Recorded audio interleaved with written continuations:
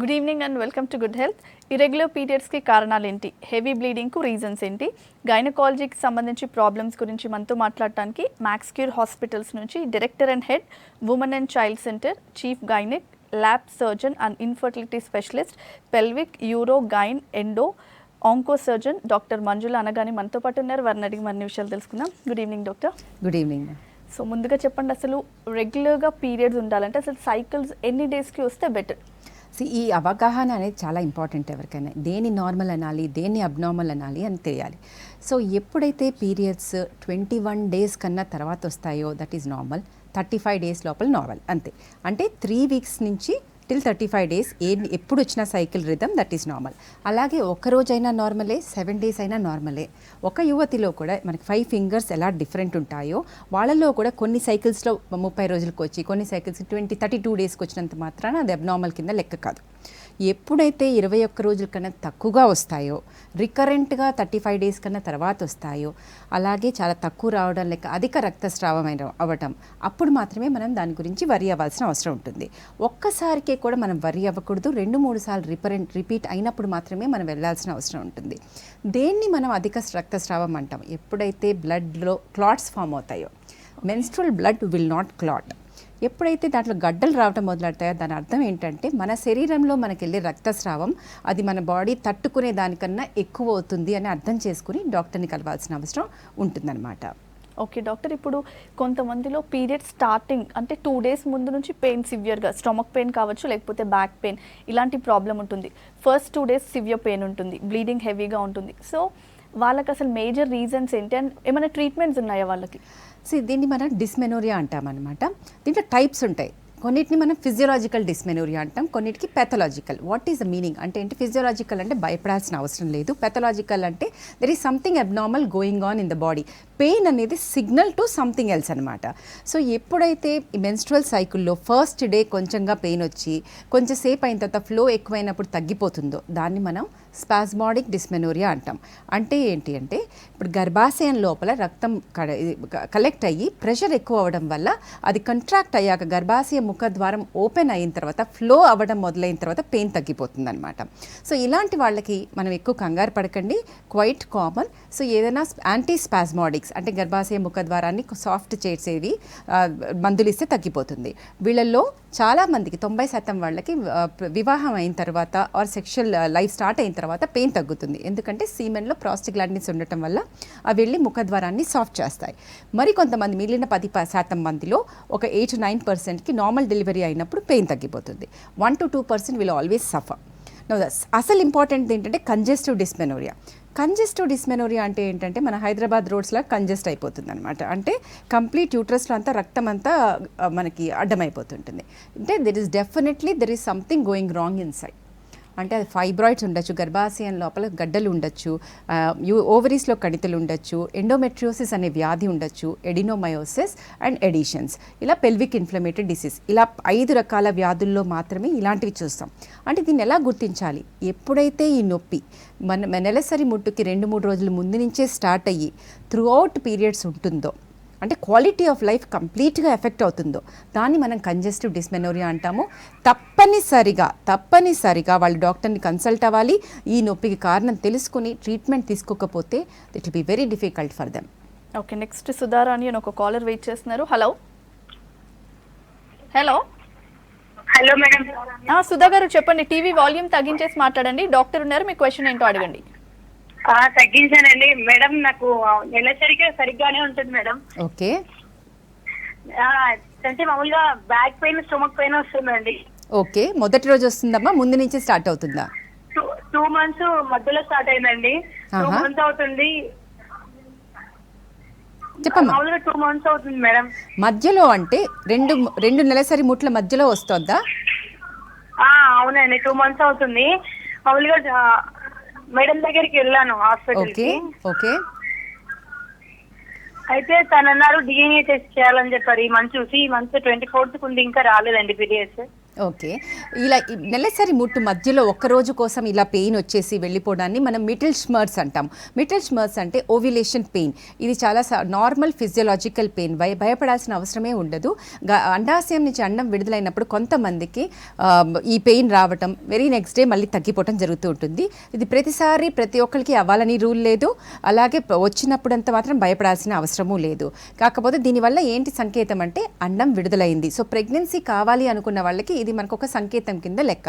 So ఇది కాకుండా విడి టైంలో కూడా పెయిన్ వస్తుంది, పొత్తి కడుపులో పెయిన్ వస్తుంది, బ్యాక్ పెయిన్ వస్తుంది అంటే ఏమైనా ఇన్ఫెక్షన్ ఉందా లేదా కూడా చెకప్ చేయించుకోవాలి.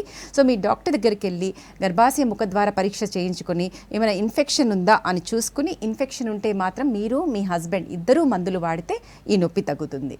ఓకే డాక్టర్, ఇప్పుడు టీనేజర్స్లో ఏజ్ ఎండ్ అయిన తర్వాత ఫిజికల్గా కానీ మెంటల్గా చాలా చేంజెస్ ఉంటాయి, హార్మోనల్ చేంజెస్. సో ఆ టైంలో at the same time parents కానీ లేకపోతే పిల్లలు ఎలాంటి కేర్ తీసుకుంటే బెటర్? ఒక మనకి బాడీలో ఒక సిస్టమ్ ఉంటుంది, దాన్ని మనం హైపోథెలమో పిట్యూటరీ ఓవేరియన్ యాక్సిస్ అంటాం. అంటే బ్రెయిన్ నుంచి సిగ్నల్స్ ఓవరీస్కి వెళ్తాయి, ఓవరీస్ నుంచి హార్మోన్స్ రిలీజ్ అవుతాయి. రిలీజ్ అయిన తర్వాత అవి గర్భాశయం మీద యాక్ట్ చేసినప్పుడు మనకి ఏం చేంజెస్ జరిగినా, నెలసరి కావచ్చు, ఇర్రెగ్యులారిటీస్ కావచ్చు, ఏమైనా జరుగుతుంటుంది. అంటే ఈ నెక్సెస్ అనేది చాలా ఇంపార్టెంట్. సో ఏమాత్రం స్ట్రెస్ వచ్చినా, అంటే మనం ఇచ్చే స్ట్రెస్ ఎలాంటిది ఈ టీనేజ్లో అంటే ఈ ఎగ్జామ్, ఈ ట్యూషన్స్, ఈ ట్యుటోరియల్స్, స్ట్రెస్ ఎక్కువైపోతుంది. ఈ స్ట్రెస్లో ఏం జరిగినా అది బ్రెయిన్లో ఉన్న సిగ్నల్స్ని ఆటంకపరుస్తుంది. అప్పుడు అది ఓవరీస్ మీద యాక్ట్ చేయటము, దాంట్లో హార్మోనల్ ఇంబ్యాలెన్స్ రావటము, సో పీసీఓడీలు ఇవన్నీ డెవలప్ అవ్వడం చాలా ఎక్కువగా చూస్తున్నాం ఈ మధ్య. అలాగే హైపోథైరాయిడిజం ఈ మధ్య టీనేజ్లో ఎక్కువ చూస్తున్నది. ఈ అధిక బరువు ఉండటము, హైపోథైరాయిడిజం. ఈ థైరాయిడ్ అబ్నార్మాలిటీస్ వల్ల కూడా అండాశయాల నుంచి అండం విడుదల కాకపోవడం, దాంతో ఇర్రెగ్యులర్ పీరియడ్స్ రావటం జరుగుతూ ఉంటుంది. అలాగే థైరాయిడ్ అబ్నార్మాలిటీస్లో ఇంకా లావ్ అయిపోవటము, ఈ లావ్గా ఉండటం వల్ల హార్మోనల్ ఇంబ్యాలెన్స్ రావటం. ఈ ఫ్యాట్ సెల్స్ నుంచి కూడా మనకి ఈస్ట్రోజన్ రిలీజ్ అవుతుంది. మనకి ఒక యువతిలో ఉండే హార్మోన్స్ ఈస్ట్రోజన్, ప్రొజెస్ట్రాన్. ఈ సమతులత అనేది చాలా important for normal menstrual cycle. ఈ సమతులత కోల్పోయినప్పుడు ఈ ఇర్రెగ్యులర్ సైకిల్స్ రావటం జరుగుతుంటాయి. సో వీటికి మనకి కారణం తెలిసినప్పుడు వాటికి ఆపోజిట్ ఏంటి? Life style management. అంటే రెగ్యులర్గా ఎక్సర్సైజెస్ చేయటం, స్ట్రెస్ లెవెల్స్ని తగ్గించుకోవటం. సో మెడిటేషన్ కావచ్చు, ఒక ఆల్టర్నేట్ హాబీ తయారు చేసుకోవటం, సైక్లింగ్ కావచ్చు, డాన్సింగ్ కావచ్చు, ఏరోబిక్స్ కావచ్చు, ఇవి తప్పనిసరిగా మెంటల్ రిలాక్సేషన్ ఉండే హాబీని ఒకటి తయారు చేసుకోవటం. కానీ కూడా ఇర్రెగ్యులారిటీస్ వస్తున్నాయి, లావ్ అవుతున్నాము అంటే తప్పనిసరిగా డాక్టర్ దగ్గరికి వెళ్ళి ఇవాల్యుయేషన్ చేయించుకుని మందులు వాడటం అనేది చాలా important. Okay doctor, next call తీసుకుందాం. హలో. హలో, చెప్పండి స్వాతి గారు, డాక్టర్ ఉన్నారు, మీ ప్రాబ్లం ఏంటో చెప్పండి. యా, మంత్లీ డేట్ రావట్లేదండి. ఓకే, ఎన్ని రోజులకు ఒకసారి వస్తుందమ్మా? యాక్చువల్గా మెడిసిన్స్ వాడాను. మెడిసిన్స్ వాడినప్పుడు ఆ 3 months తీసుకున్నప్పుడు ఒక 6 months రెగ్యులర్ గా అవుతుంది. ఓకే, అంటే మందులు వాడితేనే పీరియడ్స్ వస్తున్నాయా, లేకపోతే రావడం లేదా? ఓకే, దిస్ ఈజ్ వాట్ ఇందాక మనం అన్నట్టుగా పీసీఓడి అనే కండిషన్లో ఈ మధ్య మనం ఇట్లా ఎక్కువ చూస్తూ ఉంటాం అనమాట. అంటే ఇది డెఫినెట్గా ఓవరీస్లో హార్మోన్స్ ఇంబ్యాలెన్స్ అవుతున్నట్టు లెక్క. సో ఇలా పీసీఓడీస్ ఇవి డెవలప్ అయినప్పుడు ఏమవుతుందంటే అండాశయాల నుంచి అండం విడుదల అవ్వకపోవడం వల్ల మనకి ఈ హార్మోన్స్ అన్నీ ఇర్రెగ్యులర్ అవ్వడం జరుగుతూ ఉంటుంది. సో వీళ్ళలో మేల్ హార్మోన్ ఎక్కువ ఉండటం, అంటే టెస్టోస్ట్రాన్ కొంచెం ఎక్కువగా ఉండటము, ఫ్రీ టెస్టోస్ట్రాన్ ఎక్కువ ఉండటం, దీనివల్ల వీళ్ళు ఇంకా లావ్ అవ్వడము, అబ్నార్మల్ అవాంఛిత రోమాలు ఎక్కువ కనిపించడం జరుగుతూ ఉంటుంది. అలాగే వీళ్ళలో ఇన్సులిన్ రెసిస్టెన్స్ ఉంటుంది. అండాశయం లోపల పైన ఉన్న పొర బాగా థిక్గా ఉండటం వల్ల కూడా వీళ్ళకి అండాశయం నుంచి ఎగ్ రిలీజ్ అవ్వదు. ఈ ఇన్సులిన్ రెసిస్టెన్స్ పెరగటం వల్ల ఇంకా లావ్ అవ్వటము, తొందరగా వీళ్ళకి డయాబెటీస్, హైపర్ టెన్షన్ లాంటి వ్యాధులు కూడా రావడం జరుగుతూ ఉంటుంది. సో మీరు నెగ్లెక్ట్ చేయకుండా డాక్టర్ దగ్గరికి వెళ్ళి సెకండ్ డే రోజు హార్మోనల్ టెస్టులు చేయించుకోవాలి. FSH, LH, fasting insulin, post prandial insulin, ఇంకా కొన్ని టెస్టులు కూడా మనం ఫ్రీ టెస్టోస్టెరాన్ లాంటివి కూడా చేయిస్తాం. చేసిన తర్వాత మీ అవసరాన్ని బట్టి, అంటే మీకు పెళ్ళయిందా అవ్వలేదా, పిల్లలు కావాలనుకుంటున్నారా వద్దనుకుంటున్నారా, రెగ్యులర్గా పీరియడ్స్ వస్తే చాలనుకుంటున్నారా, ఇలాంటివన్నిటికీ సమాధానాలు తెలుసుకున్న తర్వాతే ట్రీట్మెంట్ స్టార్ట్ చేయడం జరుగుతుంటుంది. సో ఏ పీసీఓడికి ట్రీట్మెంట్ చేయాలన్నా కూడా ముందుగా మీ కమిట్మెంట్ చాలా అవసరము. 50% ట్రీట్మెంట్ మీరు అనుకున్నప్పుడు మాత్రమే జరుగుతుంది. ఎందుకని అంటే దీంట్లో diet changes and exercise is the maximum treatment which can be given. So first డయట్లో చేంజెస్ ఎట్లా అంటే 1000 to 1200 kilo calorie per day. మామూలుగా అందరికీ 1800 కిలో క్యాలరీస్ అవసరం ఉంటే వీళ్ళల్లో మాత్రం తక్కువ క్యాలరీస్ చేయించడం. వీటిలో కూడా గ్లైసీమియా అంటే మన కార్బోహైడ్రేట్స్ అన్నింటినీ, హైపర్ గ్లైసీమియా ఉన్న ఫుడ్ అన్నింటినీ తగ్గించడం, అంటే స్వీట్స్ కావచ్చు, ఈ చాక్లెట్స్ కావచ్చు, ఈ రైస్ ఐటమ్ తగ్గించి ఎక్కువ ప్రోటీన్స్ తీసుకోవటం, తక్కువ ఫ్యాట్ తీసుకోవటం, ఇలాంటి పనులు చేయటం. తర్వాత second, regular exercise 5 times a week అన్నా సరే. వాకింగ్ చేస్తూ మేము ఎక్సర్సైజ్ చేస్తున్నాము అనుకోకూడదు. Exercises is something where muscles contract అయ్యి మన ఇన్సులిన్ రెసిస్టెన్స్ తగ్గాలి. అంటే it can be swimming, skipping, aerobics, cycling and gymming. ఈ అలాంటి ఎక్సర్సైజెస్ చేస్తూ then the medicines will act. Insulin resistance ఎక్కువ ఉంటే ఇన్సులిన్ సెన్సిటైజర్స్ ఇస్తాము. అలాగే పిల్లలు కావాలనుకున్న వాళ్ళకి అండం విడుదల అవ్వడానికి మందులు ఇవ్వడం జరుగుతుంటుంది. పిల్లలు వద్దు అనుకున్న వాళ్ళకి పీరియడ్స్ రెగ్యులర్గా అయ్యి ప్లస్ పీసీఓడి కంట్రోల్లో ఉంచడానికి మందులు ఇవ్వడం జరుగుతుంటుంది అనమాట. సో అవసరాన్ని బట్టి దీన్ని బట్టి మనం ట్రీట్మెంట్ చేయడం జరుగుతుంటుంది. ఓకే డాక్టర్, ఇప్పుడు చాలా మంది ఏంటంటే పీరియడ్స్ టైంలో పెయిన్ తట్టుకోలేక పెయిన్ కిల్లర్స్ ఎక్కువగా యూజ్ చేస్తారు కదా, so how far it is safe?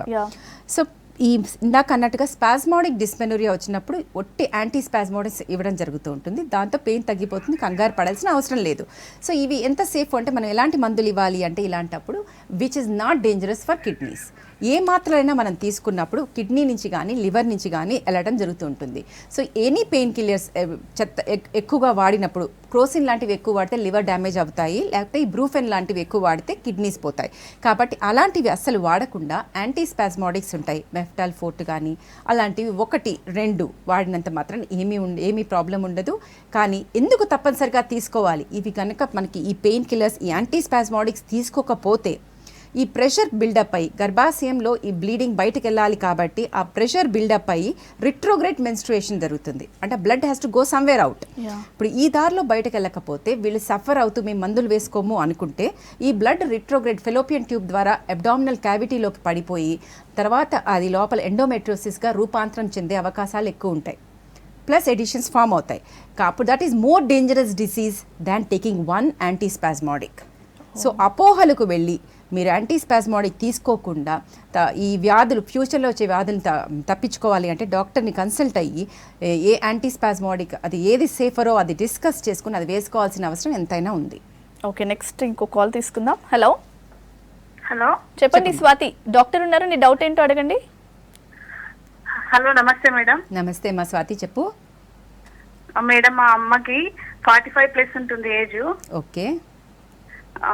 ఒక 2-3-4 months బ్యాక్ బాగా బ్లీడింగ్ అయింది, 1 month అలా. ఓకే. ఒక 1 year నుండి అలాగే బ్లీడింగ్ ప్రాబ్లం ఉంది. అయితే టాయిలెట్కి వెళ్ళినప్పుడు డాట్ పడేది ఊరికి. అయితే హాస్పిటల్లో చూస్తే డాక్టర్ గారు చెకప్ చేసి గర్భసంచి పొర మందంగా అయింది, అందుకే అలా అవుతుంది, ట్రీట్మెంట్ వాడితే తగ్గిపోతుంది అన్నారు. 3 months కోర్స్ వాడాం. ఓకే. అంటే 3-4 months నార్మల్, అసలు ఇంకా పీరియడ్స్ రాలేవు. ఓకే. మళ్ళీ ఈ 1 month నుండి మళ్ళీ స్టార్ట్ అయింది. బ్లీడింగ్ చాలా అవుతుంది, 1 month నుండి కంటిన్యూగా అవుతుంది. మళ్ళీ 2-3 days గ్యాప్ వచ్చి మళ్ళీ అవుతుంది అలాని. ఓకే. ఇప్పుడు తప్పనిసరిగా మీ మదర్కి డిఎన్సీ చేయాల్సిన అవసరం ఉందమ్మా. సో ఏమవుతుందంటే పెరిమెనోపాజల్గా ఇందాక మనం మెనార్కియల్ అని మాట్లాడామంటే పెద్ద మనిషి అయ్యేటప్పుడు ప్లస్ అలాగే ముట్లు ఆగిపోయే ముందు కూడా ఈ హైపోథలామో పిట్యూటరీ ఓవేరియన్ యాక్సిస్ అనేది ఏదైతే ఉందో అది ఇమేచ్యూర్గా ఉంటుంది, అంటే సరిగా పనిచేయదు. సరిగా పనిచేయనప్పుడు ఈ హార్మోనల్ అసమతులత రావటము, ఈ అబ్నార్మల్ బ్లీడింగ్ రావడం జరుగుతూ ఉంటుంది. డాక్టర్ చూసి ఇంకేం ప్రాబ్లం లేదు, ఓన్లీ హార్మోన్స్ ఇంబ్యాలెన్స్ అన్నారు కాబట్టి ఫస్ట్ భయపడాల్సిన అవసరం లేదు. కానీ మళ్ళీ ఇలా వస్తుంది అంటే మాత్రం నెక్స్ట్ స్టెప్కి వెళ్ళాల్సిన అవసరం ఉంది. నెక్స్ట్ స్టెప్ ఏంటి అంటే హిస్ట్రోస్కోపీ అండ్ బయాప్సీ.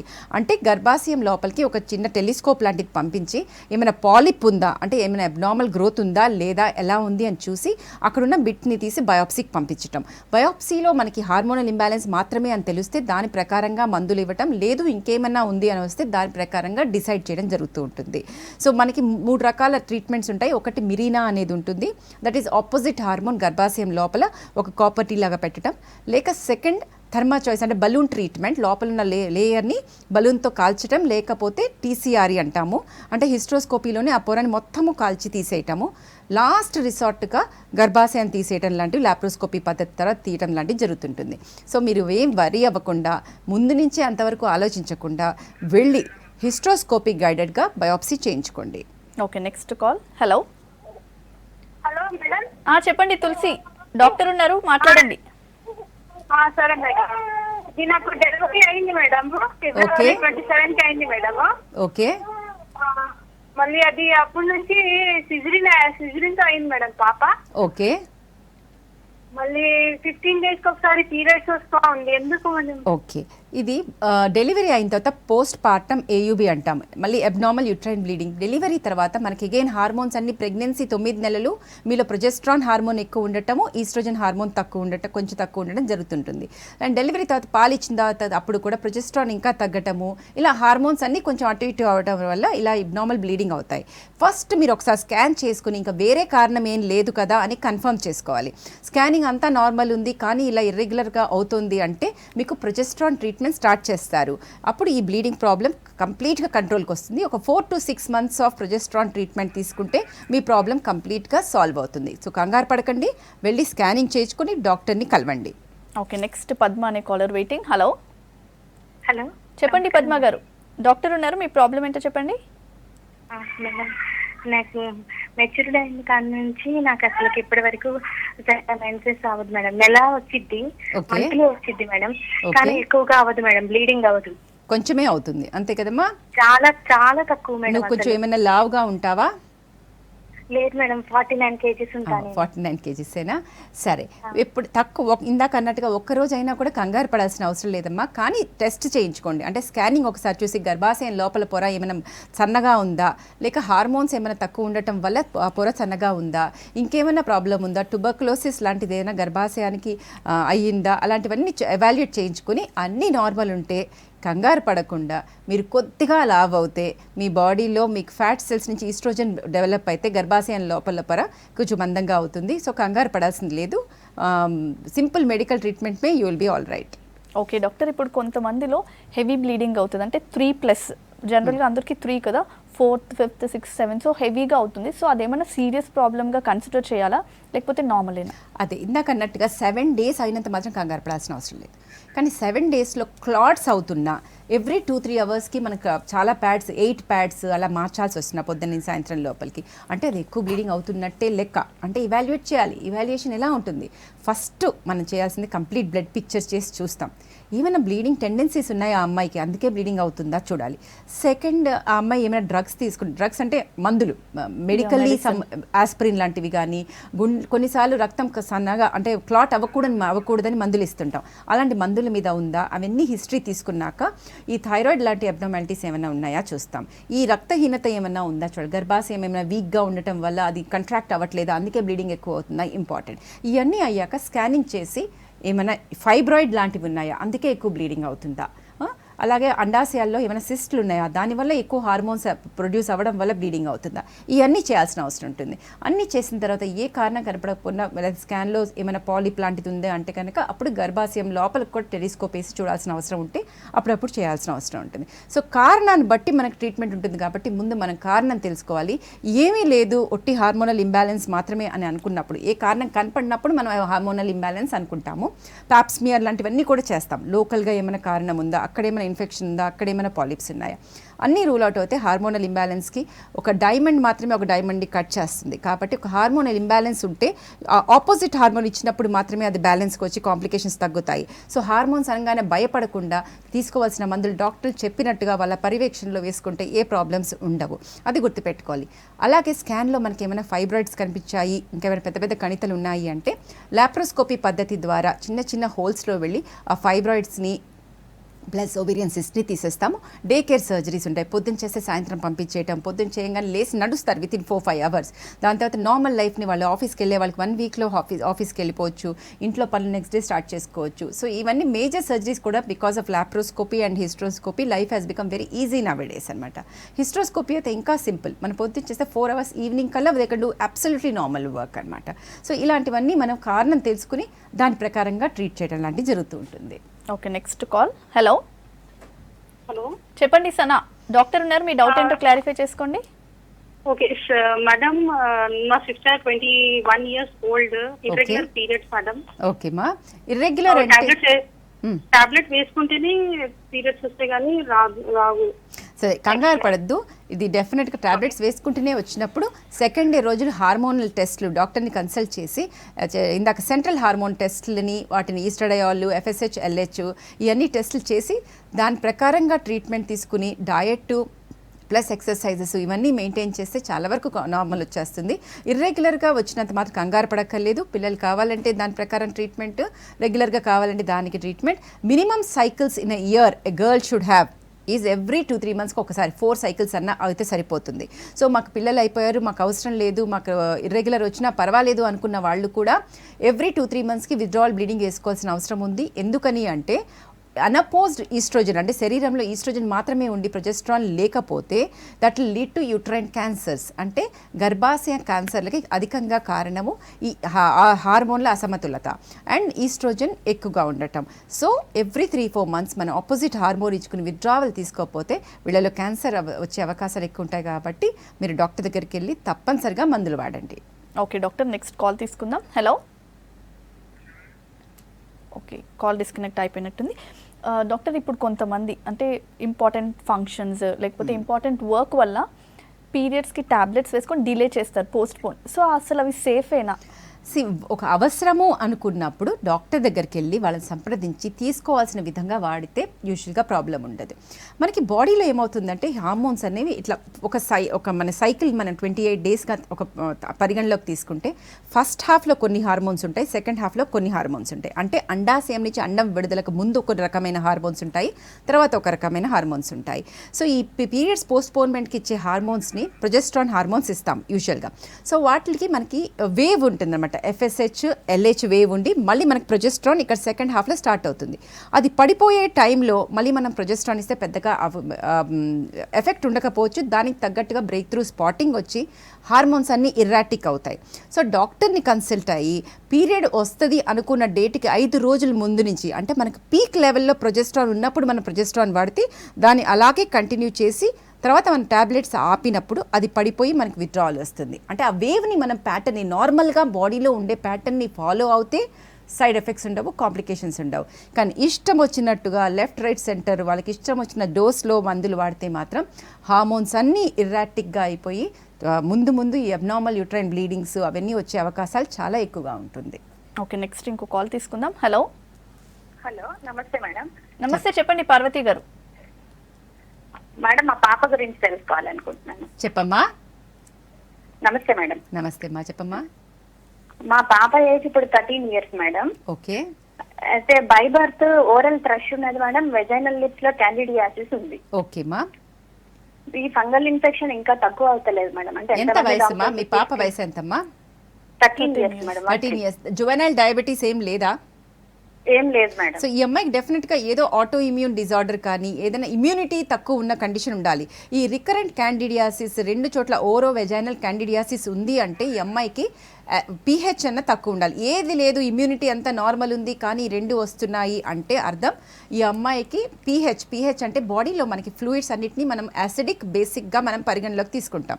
సో ఈ pH యాసిడిక్గా ఉన్నప్పుడు ఈ అమ్మాయికి ఇట్లాంటివి వస్తూ ఉంటాయి. సో అప్పుడు ఆల్కలైన్ లిక్విడ్స్ ఎక్కువ ఇవ్వటము, ఎక్కువగా వాటర్ అవి తాగించటము, ఈ వెజైనల్ క్లీనింగ్కి కూడా ఆల్కలైన్ లిక్విడ్తో క్లీన్ చేయటము లాంటివి వాడాల్సిన అవసరం ఉంటుంది. మనకి సోడా బైకార్బోనేట్ లోషన్స్ దొరుకుతాయి, వాటిని వాటర్లో ఇంకొంచెం డైల్యూట్ చేసి వెజైనల్ ఏరియాలో క్లీన్ చేస్తే ఈ ఇన్ఫెక్షన్స్, ఈ క్యాండిడియాసిస్ గ్రో అవటం తగ్గుతుంది. అలాగే మనకి లాంగ్ టర్మ్ క్యాండిడియాల్ ట్రీట్మెంట్ కూడా ఇవ్వాల్సిన అవసరం ఉంటుంది అనమాట. So it can be 3 months, weekly 2 tablets లాగా కావచ్చు, లేకపోతే every period first day periods వచ్చేసి ఉంటే కనుక ఫస్ట్ డే యాంటీఫంగల్ ఇవ్వటం లాంటివి చేస్తే కంప్లీట్గా వీటి నుంచి నివారించుకోవచ్చు. సో తప్పనిసరిగా చూపించండి అమ్మా. నెక్స్ట్ పుష్ప. హలో. హలో, నమస్తే మేడం. చెప్పమ్మా. నమస్తే మేడం, నా పేరు పుష్ప. చెప్పమ్మా. నాకు 33 years మేడం. చెప్పమ్మా, వింటున్నాం. అయితే నెలసరి వచ్చేసేసి ఒక రోజు అవుతుంది మేడం, తర్వాత నుంచి అవట్లేదు మేడం. అంతా ఇచ్చిగా ఉంటుంది సార్. అదే అర్థమైంది. సరే, ప్రీ మెన్స్ట్రల్గా పీరియడ్స్ వచ్చే ముందు ఇలా ఇరిటబుల్గా ఉండటము, చిరాగ్గా అనిపించటము, ఇవన్నీ అగైన్ హార్మోన్లో కొంచెం అసమతుల ఉన్నప్పుడు, అలాగే శరీరంలో వైటమిన్ B6 కొన్ని రకాల ట్రేస్ ఎలిమెంట్స్ తగ్గినప్పుడు ఇలా అనిపిస్తూ ఉంటుంది. సో కంగారు పడద్దు, వీరికి చాలా సింపుల్గా మనకి ఇచ్చేయచ్చు. యాంటీ ఆక్సిడెంట్స్ వేసుకోవటము, ఫ్రీ ఆక్సిడెంట్ రాడికల్ లేకుండా తినే ఆహారంలో ఈ సలాడ్స్ అవి కొంచెం ఎక్కువగా తీసుకోవటము, వీటి వల్ల చాలా వరకు చేంజెస్ వస్తాయి. అలాగే ఎక్కువగా పీరియడ్స్కి ముందు కొంచెం లావ్ అవుతున్నాం అనుకునే వాళ్ళు లిక్విడ్స్ తగ్గించటము, వీటితో పాటు ఏదైతే ట్రేస్ ఎలిమెంట్స్ అన్నీ మనకి శరీరానికి అవసరమో A to Z క్యాప్సూల్ కావచ్చు, ప్రీమెన్స్ ప్లస్ కావచ్చు, ఇలాంటి మాత్రలు వాడితే చాలా వరకు 90% మందికి వేరే మందులు అవసరం ఉండదు. ఇవన్నీ వాడిన తర్వాత కూడా అంటే vitamin B1, B6, B12 trace elements అన్నీ ఉన్న మాత్రలన్నీ 3 నెలల పాటు వాడిన తర్వాత కూడా పెద్దగా ఇంప్రూవ్మెంట్ లేదన్నప్పుడు మాత్రమే హార్మోన్ల ట్రీట్మెంట్ ఇవ్వడం జరుగుతుంటుంది. ఇలాంటి ట్రీట్మెంట్ వల్ల మీకు చాలా వరకు నార్మల్ అయిపోతారు. కంగారు పడకండి, డాక్టర్తో మాట్లాడండి దీని గురించి. Okay, thank you so much Manjula గారు గైనిక్ ప్రాబ్లమ్స్ గురించి చెప్పినందుకు. ఇది ఇవాల్టి good health. Keep watching V6 news.